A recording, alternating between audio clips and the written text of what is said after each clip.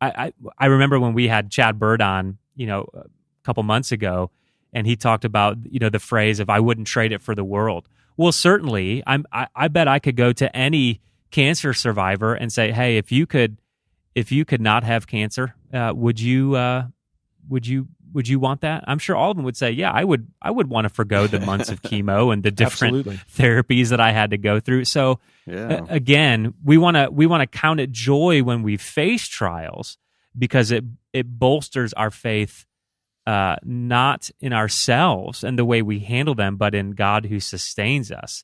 But we don't want to celebrate the trial itself in almost like a masochistic sense. So yeah, well, in John Calvin's commentary in Romans 5, he made a statement that stunned me, and I sat back and literally had to contemplate for about an hour. And I think he's right.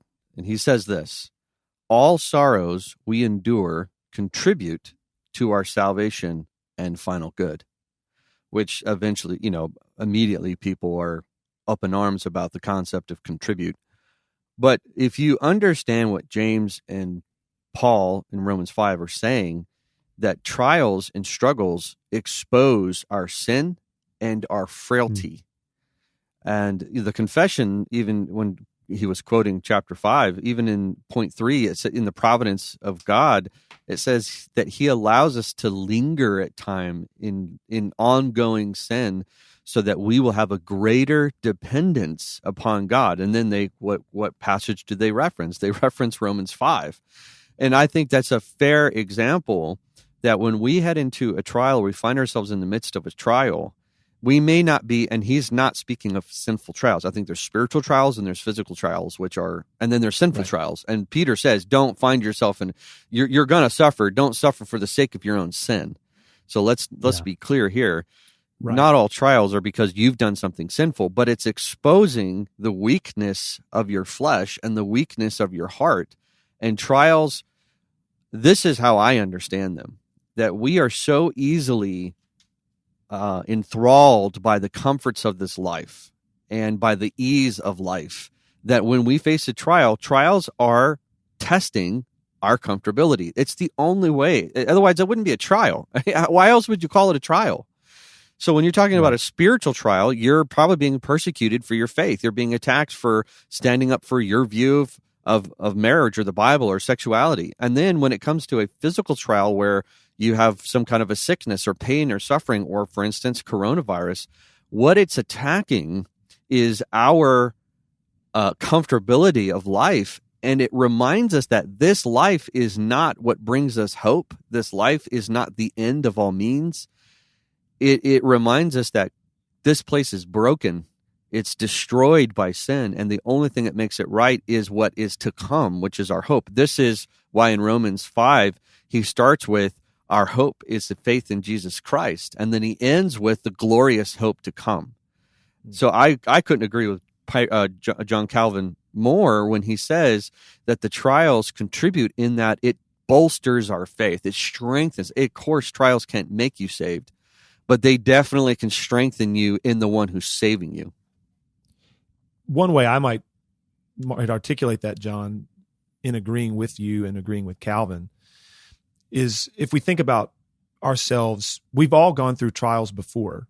If we've been in the faith for long at all, we've been through a period of trial and suffering.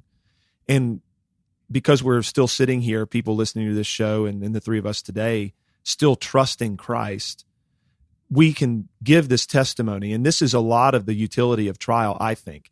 We go into something that's hard. And in particular right now, in thinking about the COVID-19 pandemic, we're talking about something that has happened to us. This is not, like you're saying, John, this is not something brought upon us by our own sin directly. This is like to use Paul's language in 2 Corinthians 12, it's a result of sin, like in terms of the curse, right? This is an Ecclesiastes, Genesis 3 world kind of reality. And so to use the language of 2 Corinthians 12, Paul's thorn in the flesh, he'll talk about boasting all the more, not only in weaknesses and insults and persecutions, but even calamities. I mean, that's the calamity word is really what we're going through right now. It's happening to us, and if we could change it, we would. And it's hard. And so as we go into this, we're going to experience a season of time where we will suffer in various ways.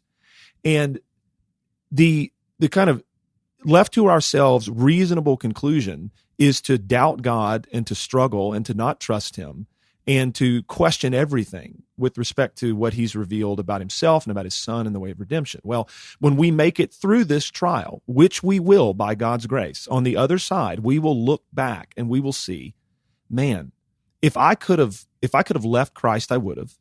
If left to myself, I would have punted the faith. And here I am today, still trusting the Lord and casting my hope upon Christ. How in the world did that happen? And we conclude, my faith is not my own. God is the one who gave it to me. God is the one who is sustaining it. God is the one who is even strengthening and confirming it in the midst of and through horrible circumstances, not apart from them. And so it's a powerful testimony to the faithfulness of God to keep us in the faith. And so I think that is a lot of the value of trial, is that it refines our faith in that sense. And we realize all the more, like our confession says, chapter 11.1, the very end of that first paragraph on justification, talking about faith, it says, and this faith is not their own, it is the gift of God. We learn that all the more through trial, and it strengthens us, and it bolsters our assurance.